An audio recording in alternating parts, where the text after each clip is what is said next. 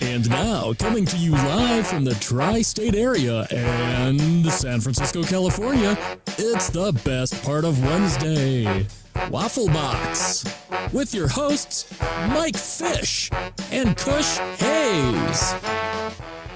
Ooh, welcome to Waffle Box podcast where we talk about anything, everything, nothing, all at the same time. Come up on episode 71.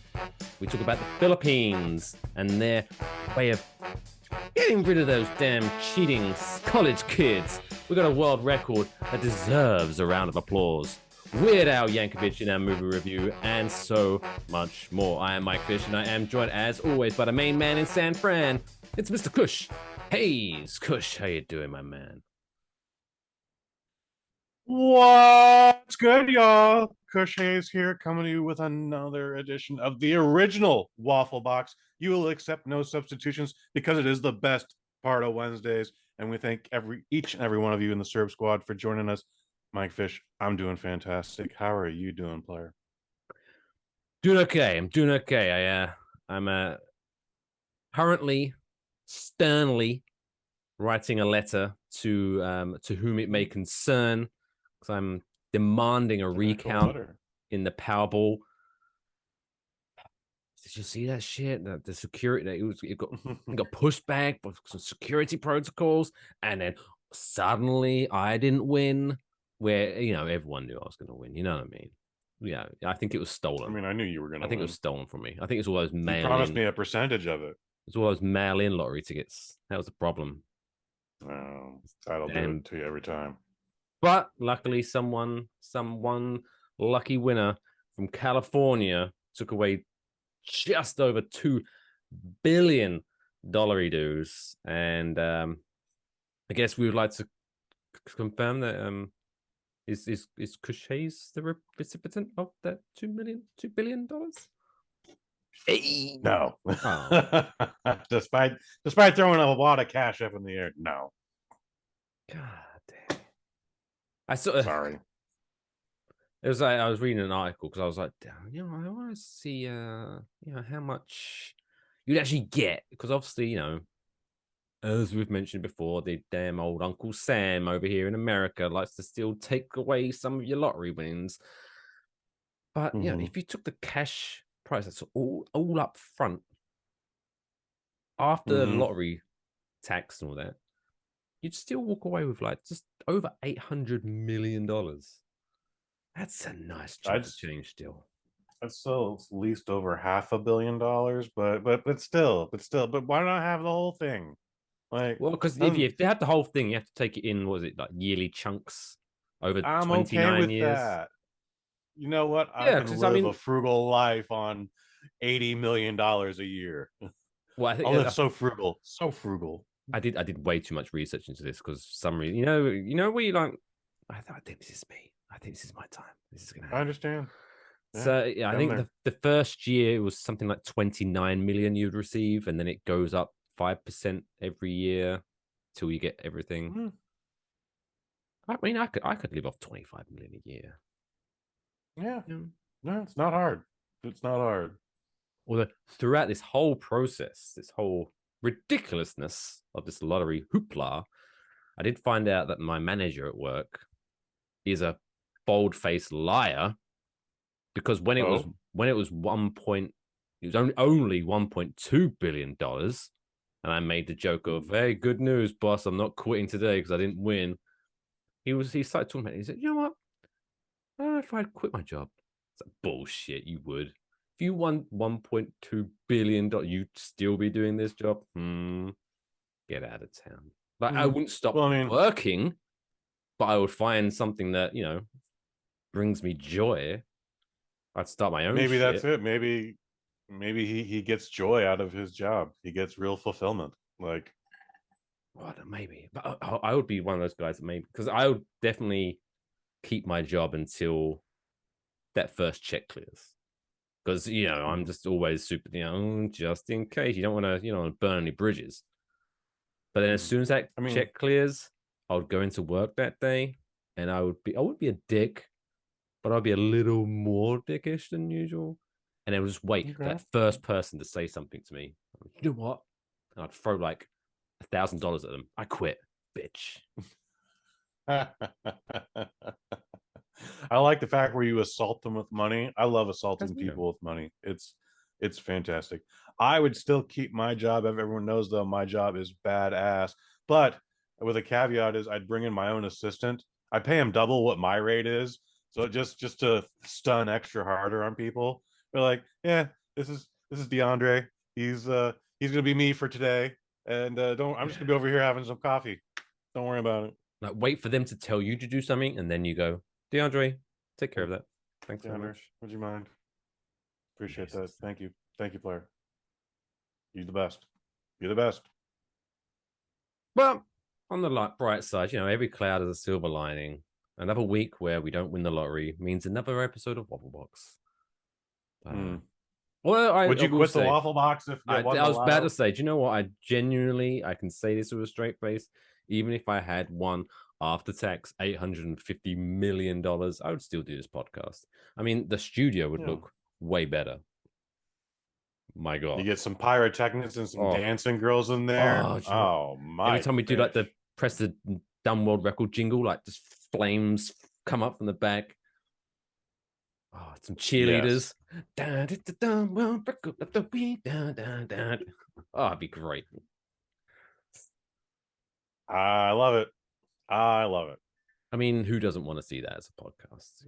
So send your positive vibes this way. Maybe because I think the new Powerball, they went down to like 20 million. Mm-hmm. And after all significantly less, all that gubbins, I'm sure I'd take home 9 million. I think I could still pull some pyrotechnics from that. So yeah, who knows? Mm-hmm. We'll see. Anyway, should we talk some nonsense? Because obviously that was really great. Nonsense. Opening story of the night. We are jetting. We are getting on a plane. We are flying 14 hours to Hong Kong, sitting in a Hong Kong airport for about 4 hours, but it's not too bad because there's plenty of bars there and a smoking area, which is nice. I do love an airport with a smoking area. And then we're going to do another 2-3 hour flight to the Philippines. Kumistaka. We are here in the Philippines. Can we see Morissette Amon while we're in town? Why not? We're rich. Yeah. So the Philippines, just like any country, has exams in their college schools. That doesn't make sense. In their colleges. Their college schools. But universities and colleges. If you're going to do these exams are meant to find out what each of these students know, if they know enough to pass the class. So the last thing we want is them copying off of each other, because then how are we going to know who's dumb? That's the whole point. So the Philippines, they have come up. I look at your face. Ayo, that was kind of hurtful. It was mean. So I sit normally, try to catch you off guard, try to get your instant reactions. I don't send you these stories that we're going to talk about on the show, but this week I felt compelled to send you this because the Philippines, in the students of one college in Legazpi City. I apologize to my extended Filipino family for mispronouncing that. Have come up with an idea of anti-cheating hats. So they didn't come up apparently. So they come up with the idea, but they didn't come up. They didn't make them themselves. It was like extra homework. The students had to go home and make their own anti-cheat. Now, was this mandatory or just suggested and voluntary? So in the story from the BBC, I should give them credit. The good old BBC. That's something. Hola, BBC. Like whenever I'm British, I have a British accent. You are. But whenever I reference the BBC, I feel compelled to do like a British accent on top of my British accent. Oh, interesting. What? The BBC, hello. Pip, pip. I don't know why. I become all my American friends when they first met me. Oh, you're English, are you? You come from London. Pip, pip, old chap. Bob's like your uncle and jolly good show. Would you like some tea, Governor? Did you know the Queen? You're becoming Americanized. This is exciting. Yes. So the story from the BBC says that the students were asked to wear headgear, but Just asked. Okay. in the pictures in the story that I sent you, you can clearly see everyone got fully involved in this. So a lot of these kids come in with homemade contraptions, as the story says, out of cardboard, egg boxes, and other recycled materials. So we're going to describe. Maybe I'll put some photos up on the video for you. You want to go to the YouTube version of the show? Yeah. YouTube.com. I think you should splice those in. Although, side point, I will say, YouTube reached out to me as they did many we got our content URL. creators. We got a custom URL, but it's not youtube.com/waffleboxpod. It's youtube.com/@waffleboxpod, which is super annoying because you can't link to that on Twitter because it makes it, you're linking to youtube.com and you're tagging @waffleboxpod. It's dumb. I don't know who came up with this at Google. Fiction. I don't know why it has to be at. Just youtube.com. I'm pretty sure we're just youtube.com, the Bosnet family. Well, anyway, we're not going to get into that, but yeah. Anyway, okay. Anyway, okay. If you watch it, okay. we're going to spice some images. So the tutor told the BBC that she had been looking for a quote unquote fun way to ensure the quote unquote integrity and honesty in her classes. Those two quote unquote phrases shouldn't be in the same sentence. Like there is no fun. It is, hey, let's try to find a fun and crazy, wacky way to keep the integrity and honesty in exams. Like, okay, that sounds. I bet you're fun at parties. I bet when you play Twister, I bet she reads the rules first. No, you can't do that. Mary Jo, a professor of mechanical engineering at Bicol University College, is it a university or is it a college? Sort your shit out. Said that the idea had been really effective. It was implemented for recent midterm exams, which were sat by hundreds of students at the college in the third week of October. So again, if you're watching the video version, spicy, you're going to see those images. But for those listening to the audio version, are you able to pull up the article on your phone, Kush Hayes? Yeah. So I'm going to describe one photo. This is going to be like a fun little test, little quiz. I'm going to describe one photo, and then I'm going to ask you to describe the next one.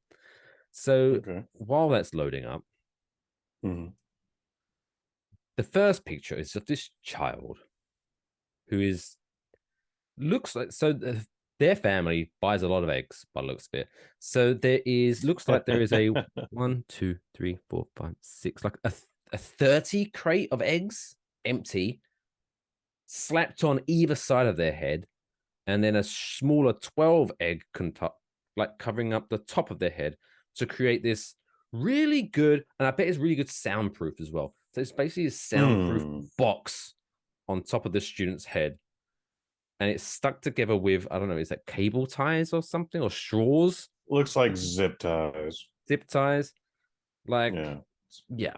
And then the other one is go with the one with the goggles. I think that's the winner. I think that won first prize in my eyes. Oh, goggles. Oh yes. There's it looks like I got paper towel tubes cut. A paper towel tube has been cut in half and then either glued or taped onto the gentleman's or lady's glasses. She's also wearing a COVID mask at the same time. But I don't even want to smell your answers. That's how serious I'm taking this. That's gotta be hard because there's no depth perception in that. You're literally like the egg carton guy or woman. Like you can clearly see still they have good view of the test paper. That kid with the paper towel goggles, that's gonna be really hard to see the test paper. Like you're gonna be having to constantly move your head. You kind of have to look with the left eye, then finish with the right eye, then back to the left eye, and then finish with the right eye. I gotta say the chick in the middle, at least the one with the sign paper clipped to her hat that says lollipops $1, she's providing a service. If that, But my first thought was that was a recycled sign from maybe a shop. Oh, you're But not wrong. Because it is weird but that she'd be selling lollipops during the test.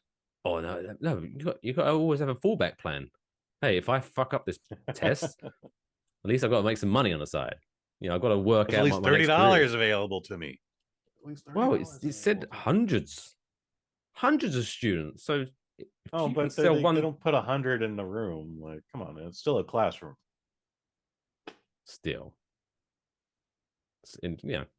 intuitive.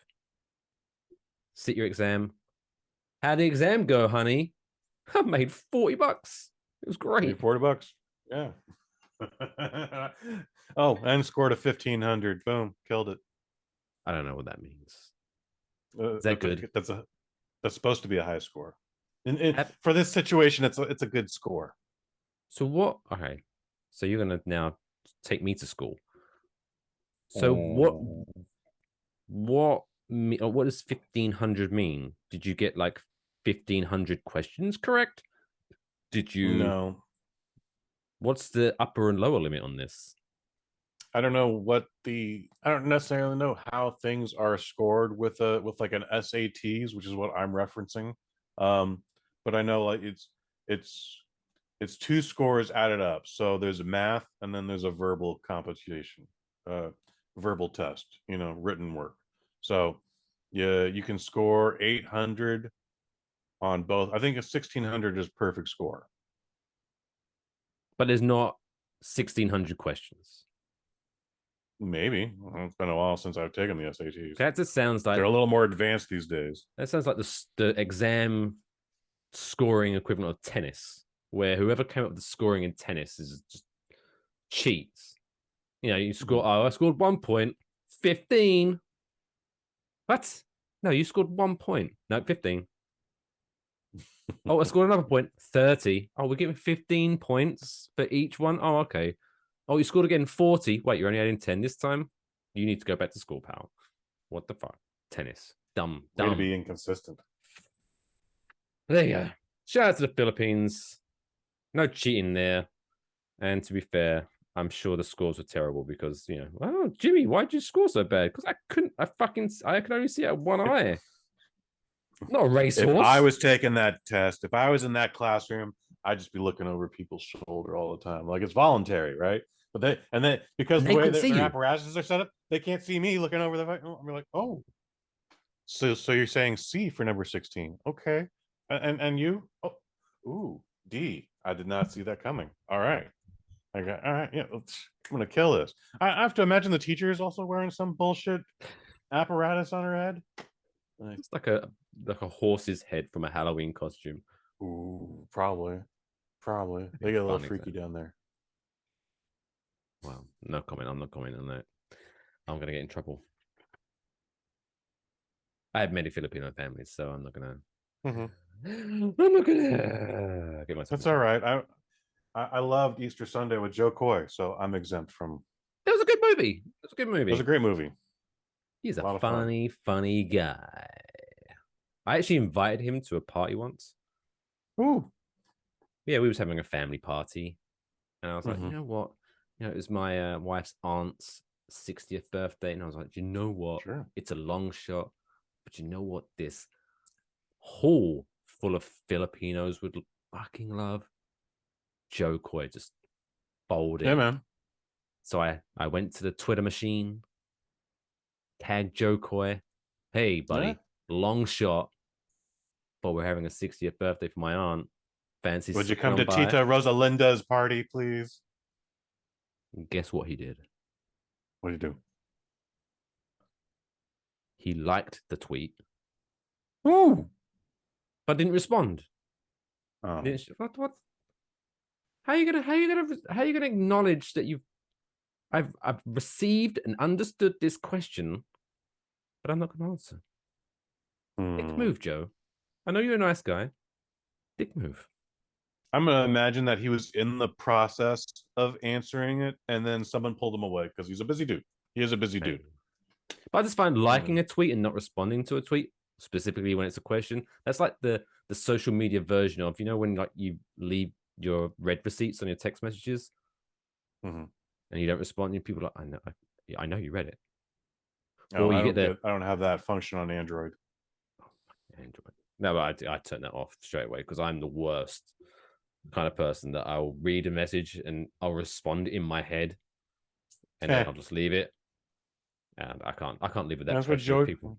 It's like, I would love to go to Tita Rosalinda's party, and he's probably he probably sat at home that day and was like, "Where's the fucking address? I'm in New Jersey and everything. What the hell?" Well, I wasn't going to put that out. I was hoping, best case scenario. No, he's probably like checking his me. DMs. He's probably like scrolling down his DMs. Like, why isn't Mike? Where's the address? Tita Rosalinda needs me to come to the party. He has got his DMs open. Ooh, maybe that's what I should have done. Maybe you should have done that. Oh, next time. Next year. 61. 61 Joe Coy. 60 plus one. Yeah. You're not getting out of this one, buddy. Anyway, that's our Filipino culture segment of the week. It's now time to give a member of the human race a round of applause for accomplishing something in their life for this week's Dumb World Record of the Week. Why? Why? Why would I? Why? Why? Why? Why? Why? Why? Why would you want to do that? Here I am. This week's Dumb World Record comes to us from the great state of Iowa. The state that brought to us Slipknot and nothing else. Corn. What, the food corn or the band corn? The food. Oh, that'd been really. If Slipknot and corn came from the same state. I want to say corn's from Michigan, but I could be wrong about that. But I think we can all agree that the best contributions to music came from New Jersey and Washington State. Washington State. Yes. The Seattle scene, baby. You kidding me? I mean, dude, we got more musical culture and history here in San Francisco than all of Seattle. You've got California's fake. How dare you? I'm not saying California, I'm saying San Francisco. San Francisco in California. I know my geography. Yeah, but we're talking about specifically San Francisco. Right. Like, ain't no famous bands from Fresno. They're all from San Francisco. Carlos Santana, Janis Joplin, the Doors. Hell, even the Beatles closed their last show at Candlestick Park. How dare you are not claiming the Beatles? I will fight you on that one.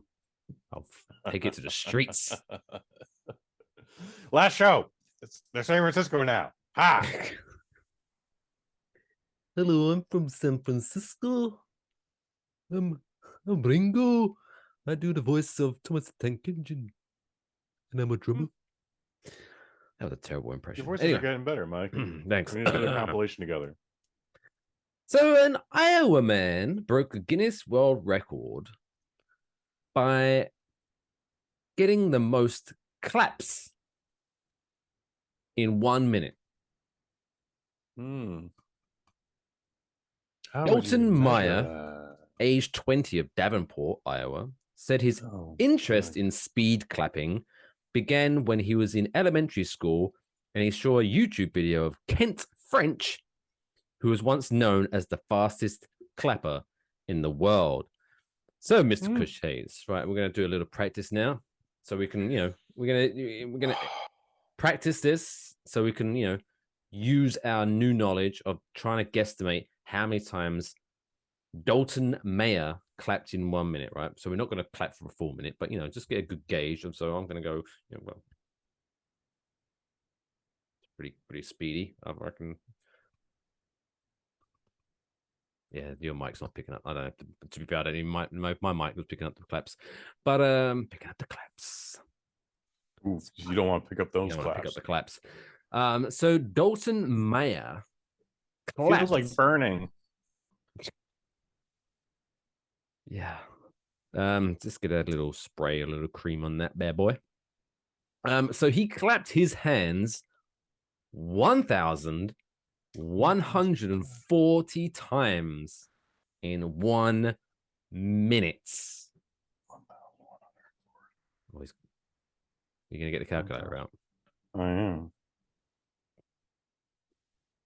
It's 19 claps a second. Oh. 19 claps a second. A second. That's pretty impressive.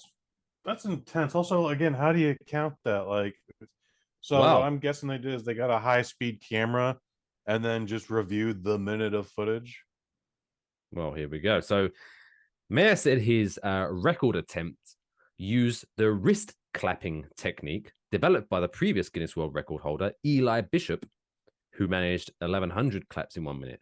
So wrist clapping is a technique that involves using the wrist, obviously, and fingers to slap the palm of the other hand.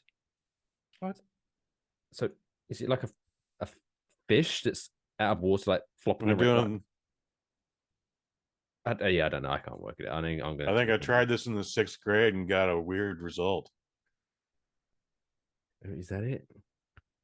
I don't know. Anyway, so Mayer worked with Charm Media Group in Geneseo, Illinois, to make sure his official attempt was properly filmed in both real time and slow motion, as well as recorded with the proper audio to ensure each of his 19 claps per second could be properly counted by the Guinness World Record. Wow. Now, you're probably thinking, wow, this guy, how many hours did this guy have to prepare for this kind of world record? Well, luckily for this guy, Dalton Mayer, he said, and I quote, "It came naturally to me."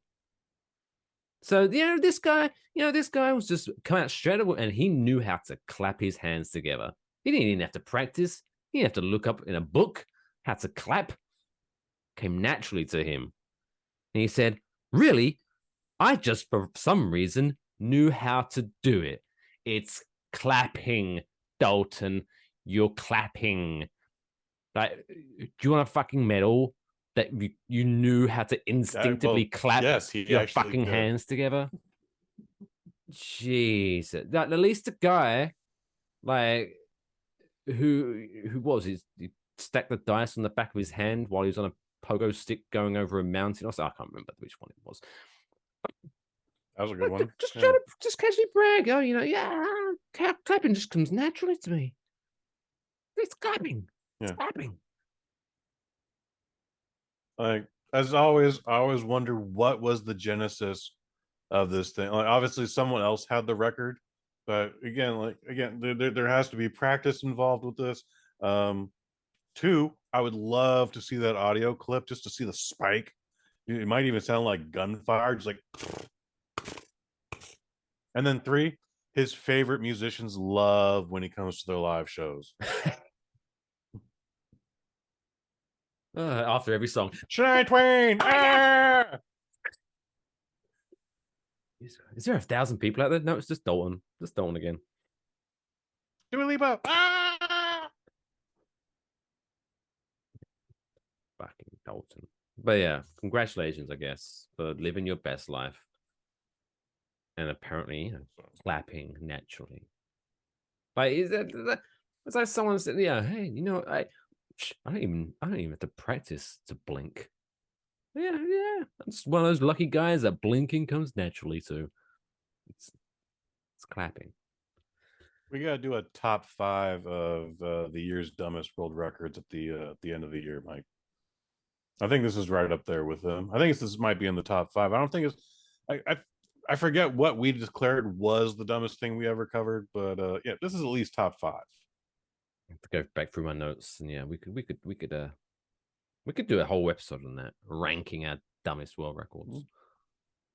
Special holiday episode, why not? Something for the Patreons, something for the SERP Squad elite, maybe. Waffle.com. Subscribe. Thanks very much. Appreciate that. Nice plug. Hugs and kisses. And inappropriate touches under the shirt. Ooh. You know what I mean? Yeah. You get your money's worth. You get your money's worth. Anyway, that wraps up the first half of the show. We need to cool down, take a cold shower, and then we'll be right back with the middle of the show quiz. We got the trapdoor. We got the Weird Al Yankovic movie review of his movie, which is totally 100% real and not fabricated in any which way possible. Until then, see you on the flip side.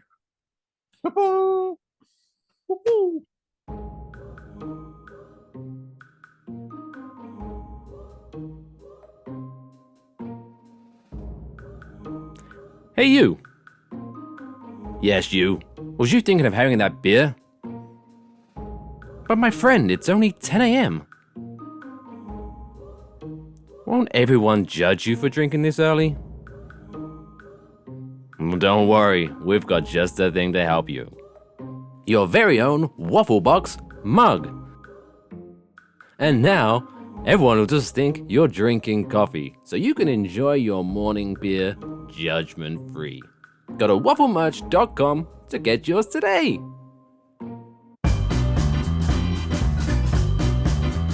It's now time for the middle of the show quiz. Hey, welcome back to Waffle Box episode 71. Still to come, Weird Al Yankovic has a movie. We're going to be talking about it, Trapdoor, and so much more.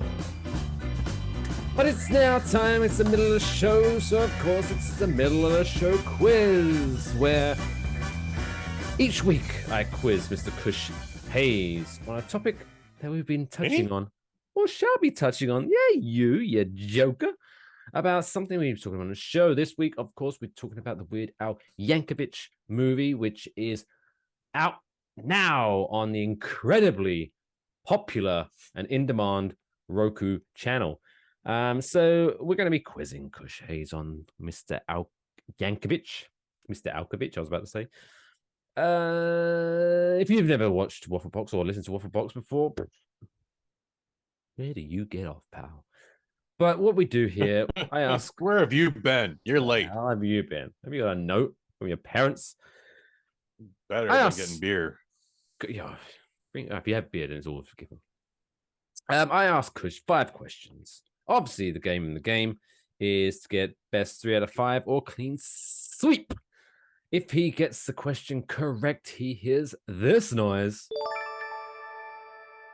which makes him happy. But unfortunately, if he gets it wrong, which makes him sad. He's a sad boy. So here we go. 5 questions on Mr. I'm going to do it again. Mr. Yankovic. Yankovic. Your quiz time starts now. All right, so question number 1. Mr. Weird Al Yankovic. Which radio show first aired one of his songs when he was aged just 16? I want to say Dr. Demento, but I think is the other guy whose name is escaping me right now. But I'm just going to say Dr. Demento. Oh, that's a good job. You went with your gut there. Correct. But the Demento radio show. Because the movie they said was a different guy. But... Yeah, there was another radio show mentioned in the movie. Question number 2. How many Grammys has Weird Al Yankovic won? 1. Says he won 5 Grammy Awards in his illustrious 75-year career. Question number 3. Congratulations. Number 3. Which Weird Al Yankovic song was his first to hit the Billboard Hot 100 Top 10? So the Billboard Hot 100 list, chart, whatever you want to call it. I Love Rocky Road. I Love Rocky Road. White and Nerdy was the first one to hit top 10. Really? That late, huh? All right. Right, pressure's on now. You got 2 wrong. If you want to win, you need to get these last 2. Now, if you have watched the movie, this one might be a little bit easy. But what was Weird Al Yankovic's first official single release? My Bologna. Dun, dun, dun, dun, dun, dun, dun, dun, dun, dun, dun, dun, dun, dun. My Bologna. Now, this one was slightly alluded to in the movie, so maybe this one might be a little bit tougher. But which rapper got very upset at a parody of one of his songs, but later admitted, quote, "I was being cocky and shit and being stupid, and I was wrong, and I should have embraced that shit and went with it." And that he considered Yankovic's parody actually funny as shit. Likes the word shit, this guy. Honorary Juggalo, the late great Coolio. Whee! You saved yourself. It was Coolio, and I like the, we're not gonna get ahead of ourselves, but I did kind of give a little tip of the hat to Coolio in the movie. Yeah, 3 out of 5, 60% All right. win. Congratulations. That should have been lower. That should have been lower. I got lucky with that first question. Oh, dude, you're like that's like 24.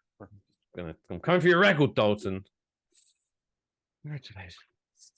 Well, yeah, that's enough Weird Al Yankovic for about 5 minutes, because we are going to be talking about his movie in a minute. But now it's time, as always. This is that favorite time of the show when, you know what, this planet that we are standing on, that's revolving incredibly fast, even though you can't really feel it because I have amazing balance, is overcrowded.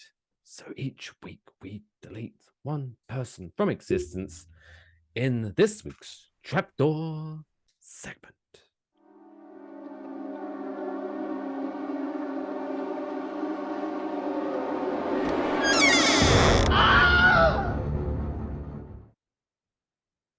I always wanted to do that after the caption closes. Maybe people watching me like, oh, Jesus Christ. Got me off guard, like, shit, man. So the Trapdoor segment, again, for our new viewers or listeners, what we do here, I give Kush Hayes 4 human beings, and he gets the lovely opportunity to delete one from existence. But importantly, he must show his working. We are gradually working our way through the alphabet, and we have stopped off because on this journey, our bladder's a little full, so we need to stop a little pee-pee. So we're stopped off at the letter F. So these people, I'm looking forward to this one because these 4 people all annoy me in their own special little way. So the 4 people whose names beginning with F are Flavor Flav, who is famous for yelling Flavor Flav. The next contestant is Finn Wolfhard, who is most famous for being that really annoying guy from Stranger Things, who for some reason is sort of one of the main characters, but every time he pops up on the screen, you're like, God, I want to punch that fucking guy's face. Next up, we have Fergie, most famous for ruining the Black Eyed Peas. Thanks, Fergie. And then finally, we have Fred Durst, who is just famous for ruining everything. Lead singer of Limp Bizkit.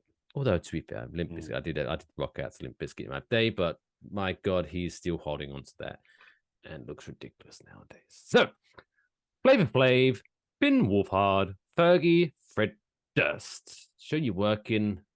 Who gets the chop, Mr. Hayes? You know, I get why you don't like any of these people. I don't have a problem with most of them. In fact, to be fair, the only one I do have a problem with, I don't really know anything about. But we'll get all that in a minute. Wait, if you don't know much about him, why have you got an issue? Well, I'm going to get into it now. All right, so Flavor Flav, he's safe because he's part of Public Enemy, and Public Enemy is one of the greatest rap groups in all of modern day history, even if they haven't done anything in maybe 20 years. And the fact that Chuck D probably kicked out Flavor Flav for habitual drug use. But Flavor Flav is safe. Like he's only a harm to himself. He'll be fine. He'll be fine. And Don't since worry we about are giving shout outs to Public Enemy, Harder Than You Think is such a banger of a song, by the way. Mm-hmm. All right. I'm impressed to hear that. Good for you, Mike Fish. You're welcome. Fergie, guess what? I don't think she ruined the Black Eyed Peas. She just recategorized them, and that's what they wanted. Okay, they were this really awesome underground hip hop group that even I heard of back in the late '90s, and then they're like, let's add a hot, sassy white girl to the group and see what happens. And you know what? They made more money than ever. Rock. Let's constantly tell everyone that we're about to make this beat rock. That's what we're gonna do. Let the beat rock. Let the beat Finn Wolfhard. rock. He's the one person who I don't know. My only experience with Finn Wolfhard is seeing him in the Ghostbusters Afterlife, and he was annoying in that as well.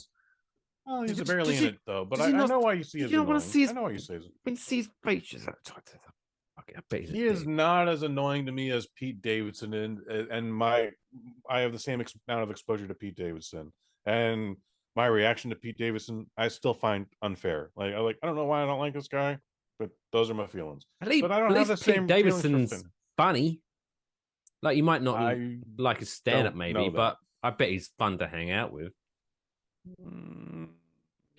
I'm not getting that vibe. Finn Wolfhard just looks like the kind of guy, if you hang out with him, he'd just be like whining about maybe a girl that doesn't like him. I don't know that I would get rid of any of these guys, but here's why we're getting rid of Fred Durst. It's not for the obvious reasons that most people think. Like, I don't have a thing against Limp Bizkit. Fred Durst is actually kind of part of the indie pro wrestling scene, and he's got some WWF exposure. But I'm doing this one for you, Mike Fish, because Fred Durst became a citizen of the United Kingdom, and I know that's gotta piss you the fuck off. Wait, he did? I didn't know that. He's been residing there for the last 15 years, man, because it's not as toxic to him as Americans. He's always getting trolled every day here in the States. So he went to the UK where apparently some people like him there. I don't know. Go figure. But I know that pisses you off, and that's why we're sending Fred Durst down the trap door. I mean, I'm not sad. You're welcome. I'm not sad, but I can't hate on the guy for doing, because I'm not going to be like, oh, how dare you go to England and live there while I've left England and came to America. It's not the same thing. It's the modern day trading places. Me and Fred Durst. Oh, what a show that would be! At all.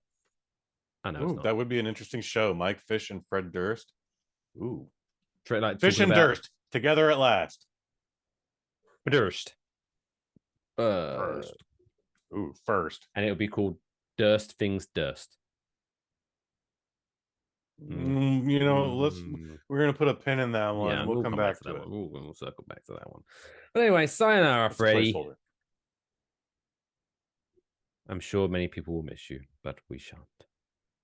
Because everyone knows the guitarist from Limp Bizkit was the best member. He was, I can't remember his name. I mean, quite frankly, I could have made an argument for the opposite of everyone to go down that trapdoor, but because of his United Kingdom residency, I did that for you, Mike. Well, congratulations, Fergie. You survive another day. You can continue to make that beat rock until we make our way back to Fergie's at least she's got a healthy sense of humor. She apparently embarrassed herself at an NBA game doing the national anthem and then just owned it. It was all right, maybe that was a little over the top, but whatever. It's been 3 weeks. Shut up. Onwards and upwards. Anyway, onwards and forwards. It's not. We've kind of flirted around the topic. We've talked about a little Weird Al Yankovic. It's now time to talk about his biopic, which is available now on the Roku channel. If you haven't got that, check your Roku stick. It's probably on there. It's now time for Kush's movie review.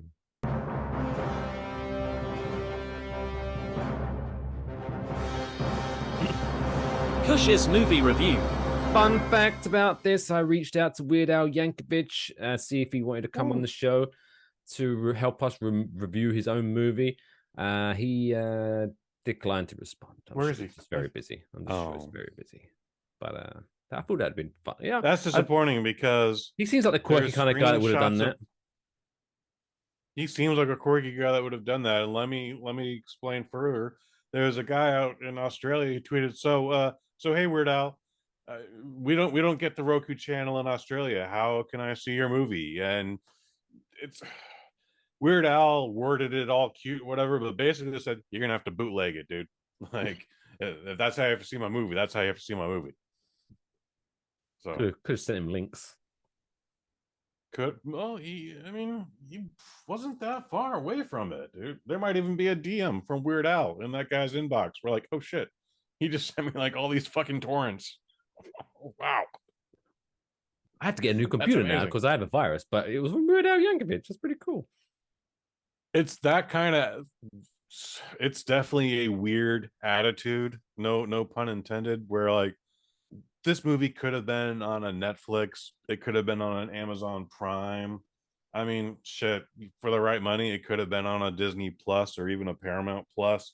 But they went the route of the Roku Channel. And you don't necessarily need a Roku stick. However, if you do have one, it's absolutely there.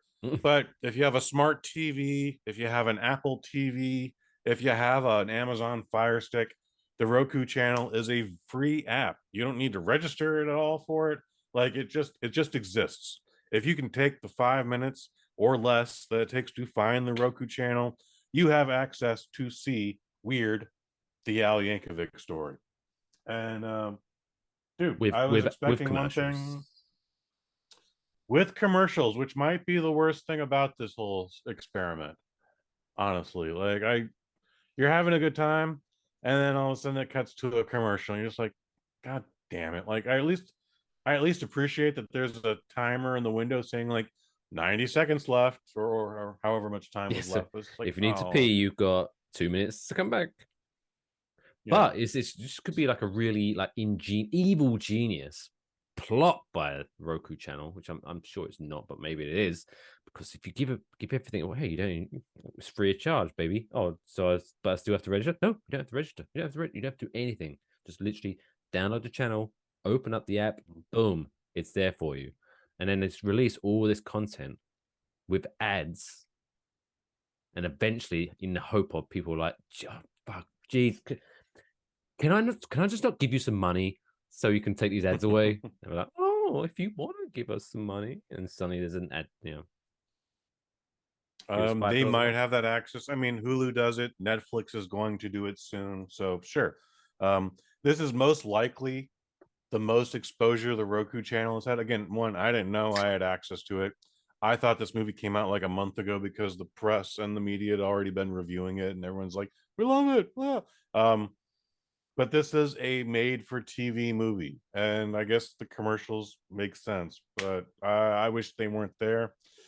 This is a rated TV-14, as opposed to a PG-13, definitely as opposed to a rated R. It's a TV-14, and you know what? It's perfectly fine for all ages. There's some random alcohol abuse. There is a scene with LSD, but you know what, like I swear you could let your 8-year-old see this. It wouldn't affect them.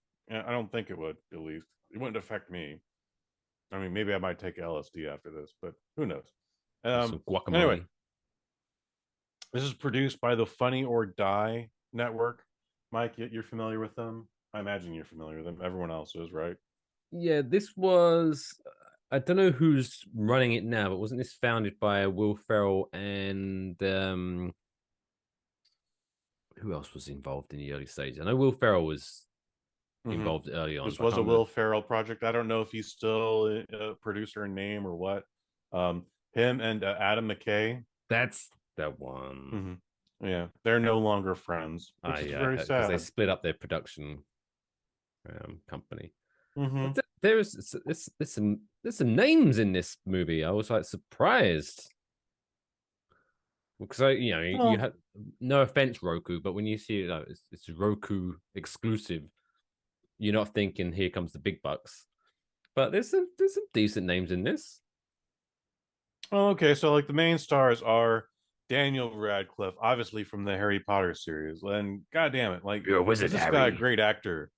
And thank God he made those Harry Potter movies, not because I have an opinion on him one way or the other, but he made so much money from those movies that he can just do any project he wants now. He doesn't have to do anything out of desperation. He definitely did this because he's a fan of Weird Al. Like Daniel Radcliffe has been taking on some radical projects that I was you're gonna just say, like, I can't oh, name any. I'm glad he's a part of this. I can't name any off the top of my head, but you can definitely tell this guy is just like, I just want to have fun at this point. He's just having fun now. Yeah. He makes so much money from Harry Potter every day based on royalties. He can just do whatever he wants now. He was the bad guy in the Sandra Bullock City of the Lost City of Gold or whatever that shit was back in the summer. We reviewed it here. It was fun. It was nice. He was a lot of fun in it.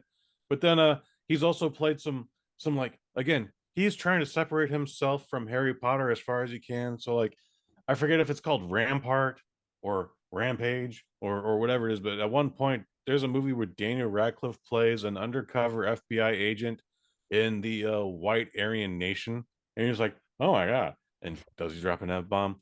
Yeah, he does. Like, good for him. Daniel Radcliffe, unapologetic, absolutely fearless, apparently super fucking jacked too, because there's some scenes where he's got his shirt off and you're like, is this CGI? No, it is not. He's doing his thing here. Other names though, since we mentioned it, Westworld's Evan Rachel Wood, and then Rainn Wilson plays Dr. Demento. I would say the rest of the big names in this are the cameos that are played. You know, like Gallagher's there, and Frank Zappa's there, and Andy Warhol is there, and Salvador Dali makes an appearance. You know, Pablo Escobar, which becomes a whole point for the third act. The bassist from Queen. That was that little interaction. The bassist from Queen. That shit was hilarious. That was a lot of fun. I must admit, when I started, even like you thought this was going to be a regular biopic. Well, right? yeah, I messaged you and I before we started, and I said, "Oh, it delivered what I expected." But I don't know why, but there was a little part of me that at the beginning of the movie, when it became very clear that this is going to be a shit show, and in a good way, but I was like, there was a little part of like, okay, I was actually kind of hoping this would be a legitimate biopic. I think that'd be really interesting. Oh, gotcha. But I wasn't disappointed with what I got. It was a very entertaining movie. Like yes, like was it I mean, no, I'm not going to hijack you. I'll just jump in where you are. I'm not going to point you in the right direction. Anyway, do your thing. Do your thing. Thank you. It's an hour 48 minutes. So as always, I think this could have been, 90 minutes. Hell, it could have been 88 minutes and it would have hit harder. But there are just so many fun scenes in this thing. Like it might as well have been 20 Funny or Die sketches cut up, but there's a lot of great in this movie. I don't know if you want to sit through the entire thing. Like, again, my biggest complaint is the commercials, and it's a little too long. And I had to download a thing called the Roku Channel. Otherwise, man, I had an absolute blast during this thing. I laughed a lot. At one point, Weird Al Yankovic has to go to Colombia to rescue Madonna from Pablo Escobar. Like, that shit is hilarious. My favorite scene though is where they reenact the Doors, a scene from the Doors where just Daniel Radcliffe, aka Weird Al, is just like chugging Jack Daniels on the stage and spitting it in the air. Like, and he's shirtless and he's wearing leather pants, and it's just like he's just babbling on some nonsense because he's supposed to be just hammered. But this was a real scene from the Doors, and he was like, "Should I whip it out? Should I whip it out? You don't want me to whip it out. You don't think I'm gonna whip it out. I'm gonna whip it out. You think I want to whip it out?" And then finally he whips it out, but it's just goddamn accord. And I don't mean to ruin the joke, but goddamn it, like it was just one of the greatest buildups I've ever seen. Just for an amazing payoff, and I loved every minute of it.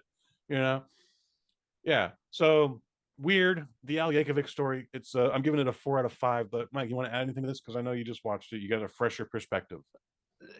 There are some things I want to add, but as I love always, the ending. we Fantastic, amazing ending. I was going to say that I don't want to spoil because typically we do a good job of, I think, of not spoiling anything and trying to use these movie reviews as a kind of like a preview of like, hey, a recommendation, you should check this out. So I don't want to spoil anything, but yeah, the ending is fantastic, so well done. But yeah, I think you could definitely tell Daniel's having a lot of fun in this role. Like something like that you could just it comes through the screen. He was definitely enjoying himself. I think the gag reel of this movie could be a lot of fun if ever they release that. But yeah, it's definitely weird. I think they did the right title there. But I don't know if this is going to come when it, because I'm guessing this is only Roku, right? This is not one of those where they're going to do a limited theater release plus Roku, like sometimes they do. But for the lead build up to it, there was a couple Alamo Draft houses that featured it for like one night, one showing. Right. Okay. So, but yeah. So no spoilers. But right at the beginning, if you do watch it, the movie is introduced by Weird Al Yankovic, and he's like, "Hey, enjoy my biopic, which is 100% legit, and none of this is ever made up." And you're like, "Oh, okay. I see where this is gonna go." Okay.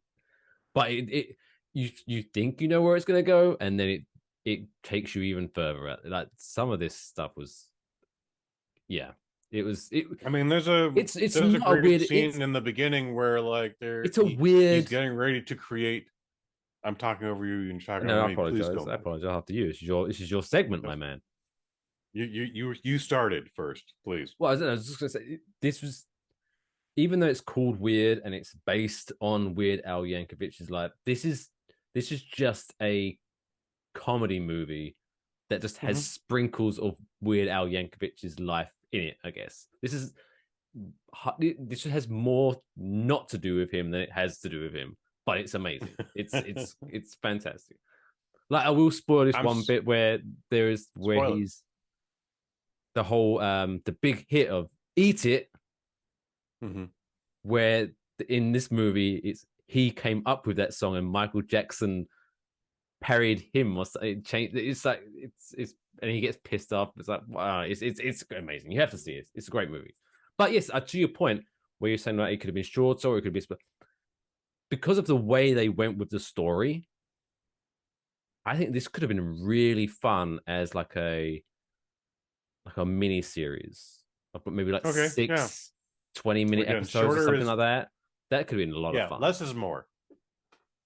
Less is more. If this was, a series of 20-minute episodes, this would have been better. Again, like there was a chunk of time in the middle of the film where like I just drifted off and started fucking around on Facebook or whatever I was doing.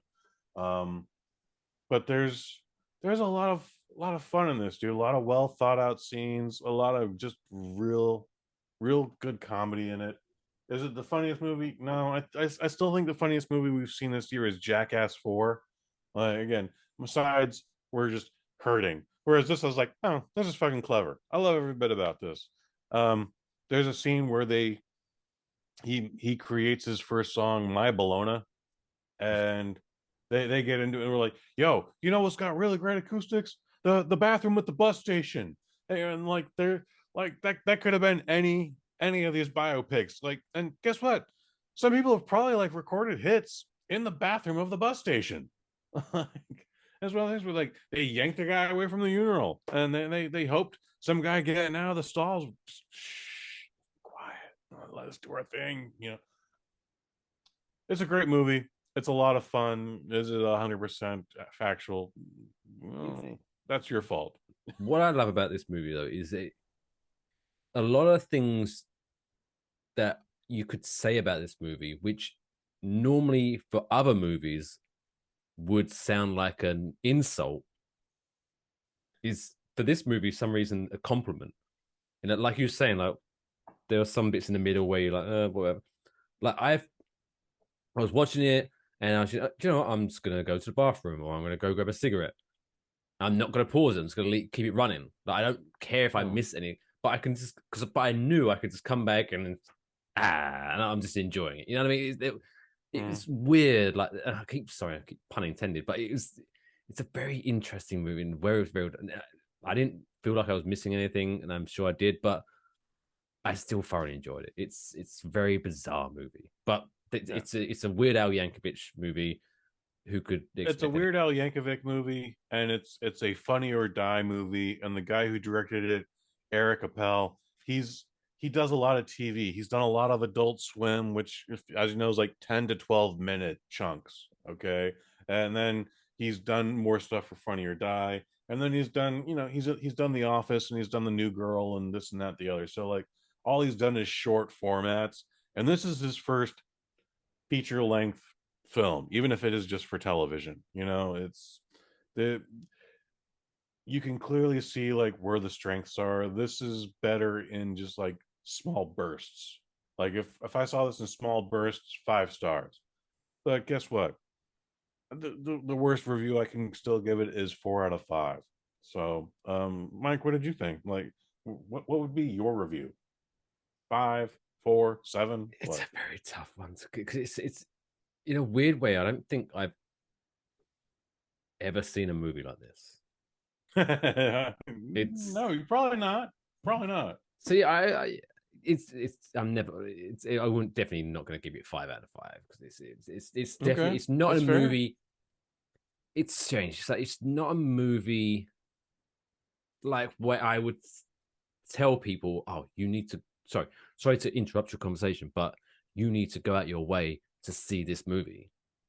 But if someone was to say, oh, have you heard of this weird movie? Then that'd be like, oh yeah, you need to see this movie. It's so yeah, 4 out of 5 is safe. I would say my last thing that I was thinking of, which I thought, again, I'm not criticizing this movie. It's perfect. I think, well, maybe not perfect, but it's great. But when I got to thinking about it, do you know what would have been really good for this movie to be? Ooh, break it down. Is if each part of the Weird Al Yankovic story was taken from other biopics, like for example, like Weird Al Yankovic grew up in a mobile home park in 8 Mile, Detroit, and stuff like that. So like in the biopic of Weird Al Yankovic is a parody of other biopics. I know they did a little part of that. They did a little part of that, and I know you said the Doors bit and stuff like that. But I think if they'd have done more, it could have been more. That, but again, I'm not taking away from this. I think if they went that way, I'd have loved it even, again. Still, that'd have been very fun. I mean, just that one scene where he creates My Baloney, like that's like 3 scenes in Bohemian Rhapsody where they're having an argument or at least a conversation. And all of a sudden, Apple, have you did this? Hey, keep doing that. We will rock you. That's pretty clever. I like that. Did anyone hear my song about I love my car? Yeah. I still love that joke. Queen makes I laugh every time at that. Yeah, 4 out of 5. Are you having sex with the car? No, I'm having sex in the car. What? Anyways, so Bohemian Rhapsody. So yeah, 4 out of 5 for both of us. Bohemian Rhapsody, 4 out of 5. Bohemian Rhapsody, 4 out of 5. Yeah, it'd have been better with my European friends though. Rocket Man, number 1. Do you know what was research? Rocket Man much better. Little behind the scenes. Break it down. So, Kush saw a movie on Monday. I'm not going to say which one because we're going to save that. We're going to have that in our little holster later on.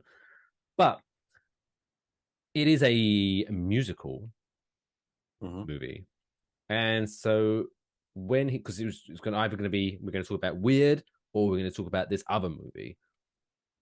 And then Kush messaged me saying, "Hey, which musical movie shall we talk about?" And I had that. Do you ever know, like, not anything, but where you have that little mini conversation in your own brain, where the two sides of your brain start conversing. And when you said that, I was like, "Huh." I didn't know Weird was going to be a musical. And the other side of my brain was like, really? You didn't think there'd be music in this movie? Oh yeah, I guess. Yeah, that makes sense. Fucking dumbass. Why would a biopic about a musician have music in it? That would make no sense. Jesus. Derp. Nope. But yes, fun stuff. Although there's so much music of his that could have been put on this, but yeah. I mean, it was obvious. I wasn't upset that they took some things like out of context, like not gangster, Amish Paradise, like where takes his place dad wrote it in the late 80s. sorry, Yeah, his dad wrote it, and Coolio stole it. But like there's so we missed the entire Alapalooza album, and we missed all of Smells Like Nirvana. Like this. Yeah, the guy has such a storied career that it's amazing that they ended it where they did. But I love that they ended it where they did. Also, it was a great ending. But yeah, amazing ending. Shout out to Weird Al. He's just great. Even now, he's still producing even some of his more modern stuff, like Tacky, great song. A parody of Happy by Pharrell Williams. And then okay, gotcha. Oh, have you not seen that video? Oh, no, I'm very behind him on Weird Al. Like Amish Paradise is like the newest thing I know. Wow. And then there's another way. It's do you know the White song? And Nerdy. There's a song. Royals. Okay, yeah. So he does a parody of that, and it's called Tin Foil. And so the first half of the song, is about him bragging about how he's like leftover food is super fresh because he uses tin foil. But then the second half, Sonny gets into like conspiracy theories and stuff like that. Is that they'll never get me because I wear tin foil? It's so good. It's so good. Right. Even now, he's still springing out the hits. What a guy. Guy is a genius. You cannot deny it. And modest as shit too. Like, oh yeah.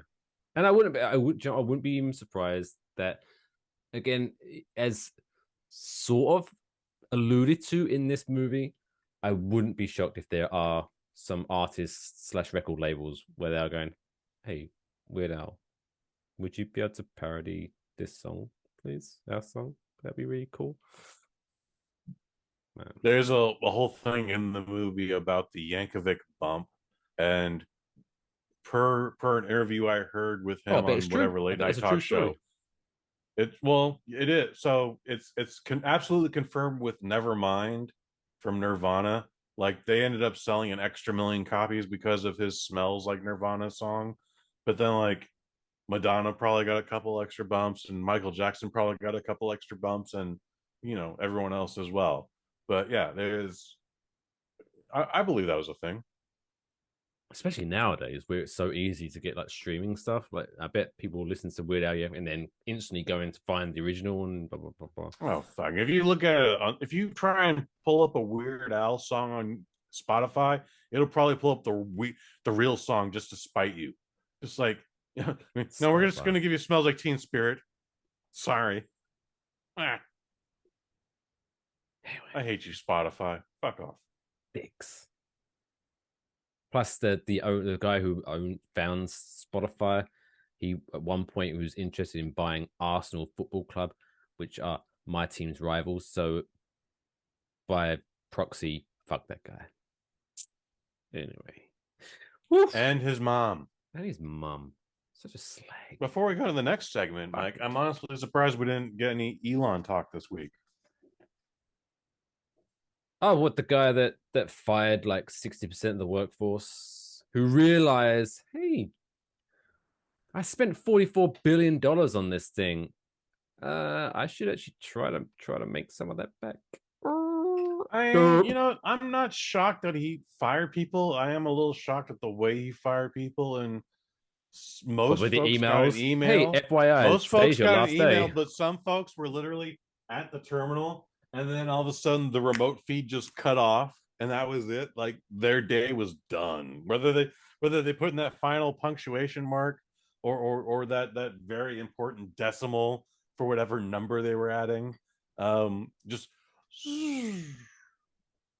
Although, did you see my favorite interaction on Twitter this past week was Elon Musk put it something. I have to look it up, but I can't. I'm not going to do it now.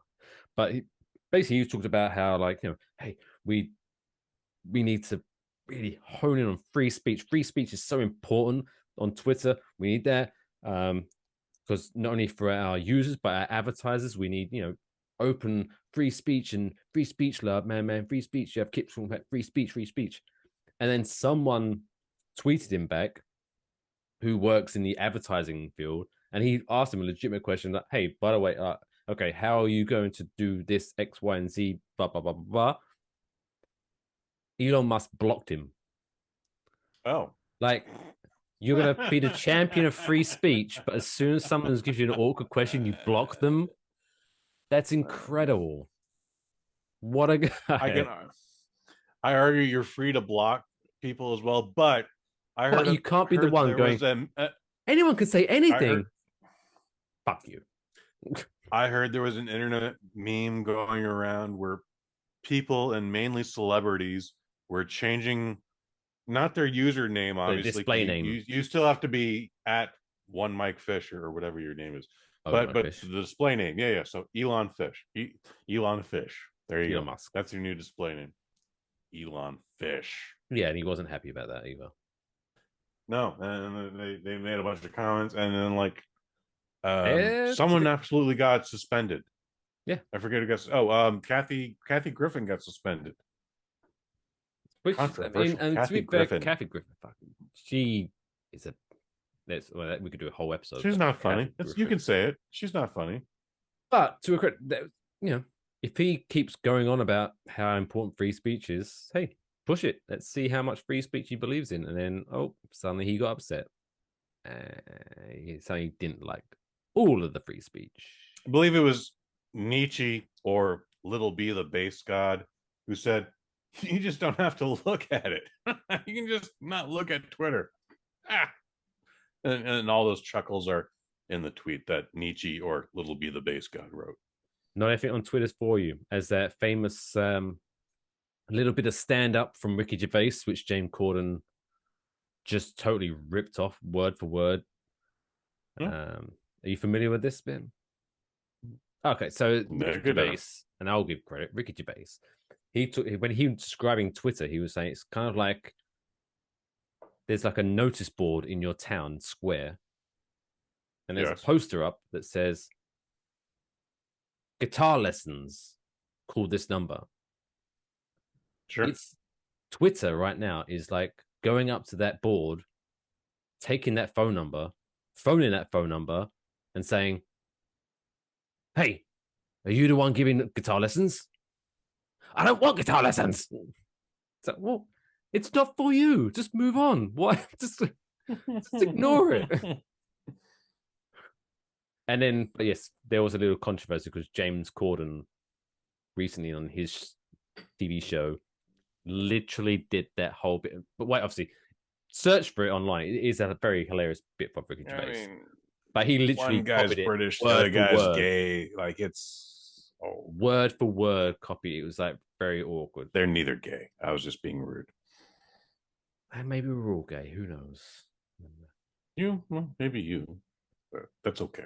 That's okay, Mike Fisher. Actually, I remember that this takes me back to where I was being very pedantic. Maybe, perhaps that's the right word. So I big words back in the day. So in when I was living in England, there was this where I used to work. There was this fellow who was a gay gentleman, and let's just say he was very fond of me. But he was very nice, very respectful. But he would every now and again he'd be like, "I'm gonna get you one day," sort of thing. Ooh. Less predatory. He was a nice. Like I don't want to make him out. I'm sure he was. But sure he was being playful, but still. Yeah. But then one time he was like, "Hey, how do you know you're not gay until you try it?" And to which I flipped it back. I was like, "Well, by definition, I know I'm not gay because I am sexually attracted to women. However, I don't know I'm not bisexual Oh shit, But- Mike! but by Damn, way to flip the definition- script. I know, right? I was like, I've yet to meet Ryan Reynolds in the flesh because that's a game changer. But by definition, Ryan Reynolds always questioning dudes' sexualities. What happens? That happens. it's I don't know, it's Ryan's, man. I think I've got a thing for Ryan Reynolds, Ryan Gosling. Those are the only two I can think of right off the top of my head. But good looking men. Good looking men. Okay, that's fair. But there you go. You're not wrong, man. Now we're all I would have feeling just good. found it. Well, I had butt sex with a girl one time, but I still prefer pussy. Ah, I got poop on my dick. Never again. Thanks for watching the Waffle Box.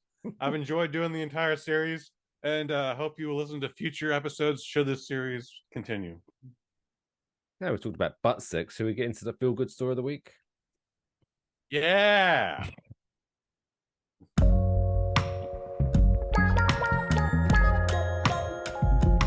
That's the coolest fucking story I've ever heard in my entire life. That's insane. Can I hear it again?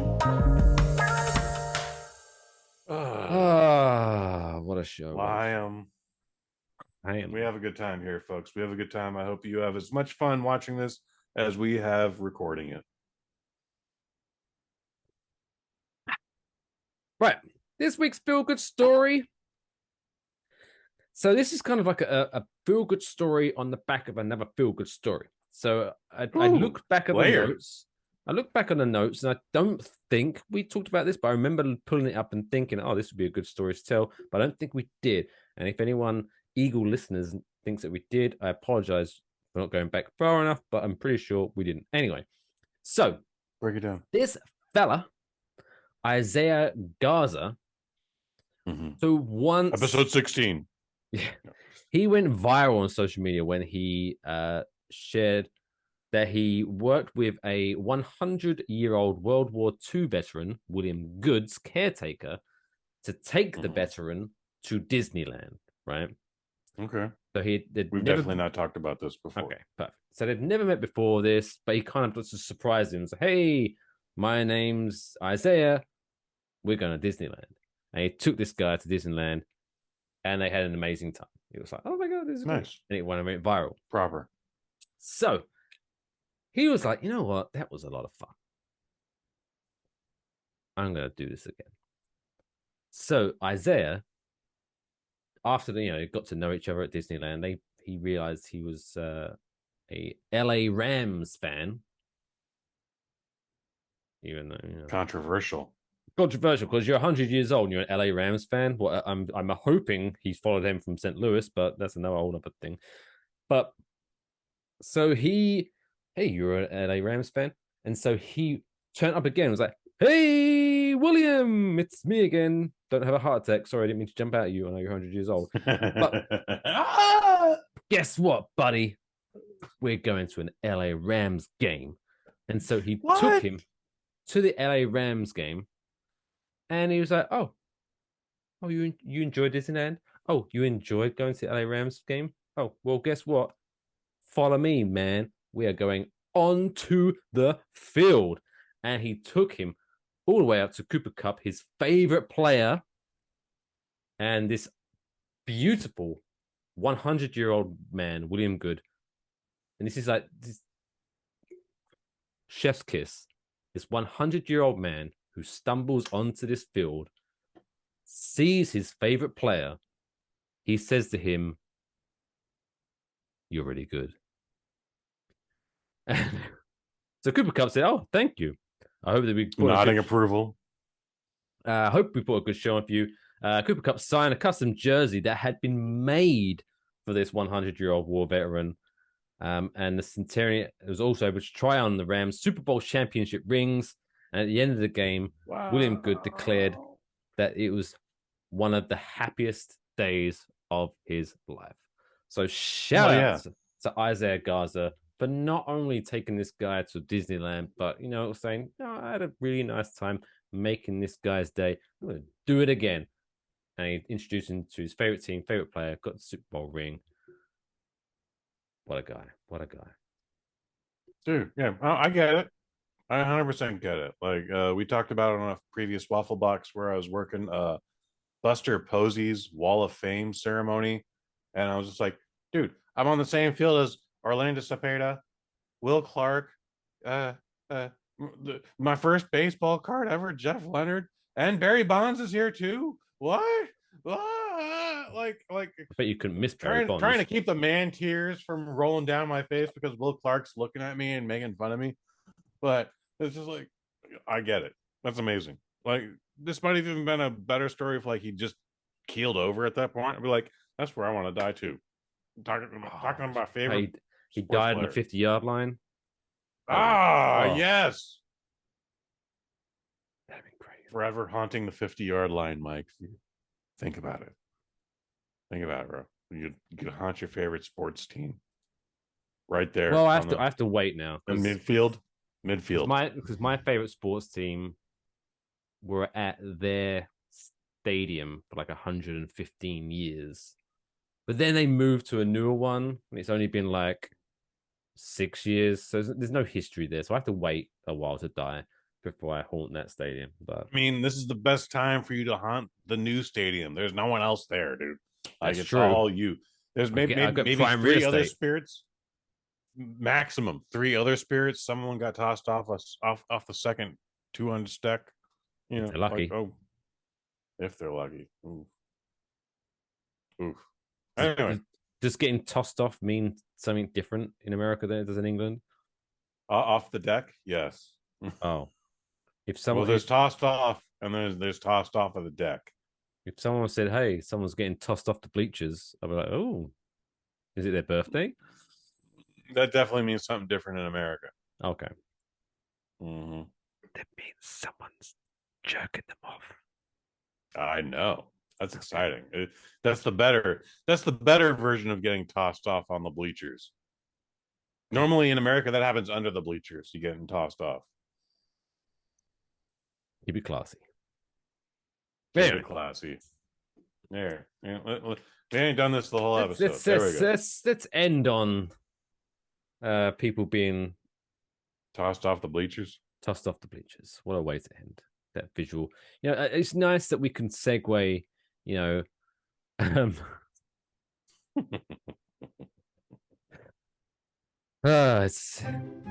nice that we can end on a nice story about a 100-year-old war veteran and segue that into mutual masturbation. It's amazing that I can make an Englishman blush. I love it. Wow. Yeah, you gotta give yourself one victory every now and again.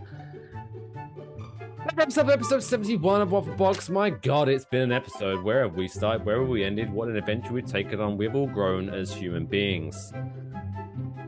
What have the good people of the Super Squad got to look forward to the rest of the week on the content? My gosh, Microdose. Is there a new episode of Microdose, or is there a new Street Science Spirit? Is there another podcast that you made up? Because you do about 7. Yeah, we're doing less and less these days. New Microdose this week. Think it's gonna be a solo edition, kids. Sorry about that. We had a guest. He got sick. Life gets in the way. So, new Microdose though for Sheezy. Promise. Pinky swear. Is that it? Is that all the information again? That's all I got. That's all I got. Otherwise, check out our last episode with Pollo Damar. Why not? Anyway, make sure you follow us on all our social media platforms at WaffleboxPod. Enjoy wafflebox.com for all of the links. I am at Only Mike Fish. You can follow this crazy guy over here at Kush_Hayes. Wonderful stuff for all the backlog of not only this podcast but all of the other podcasts on Bosnet Family. You go to bosnet.family. Just have a day. Enjoy yourself. Why not? You owe it to yourself, you know? You've worked hard. Treat yourself. That's what I'm saying. Anyway, apart from me and Kush, don't forget to take care of yourselves. And each other. That's all, folks.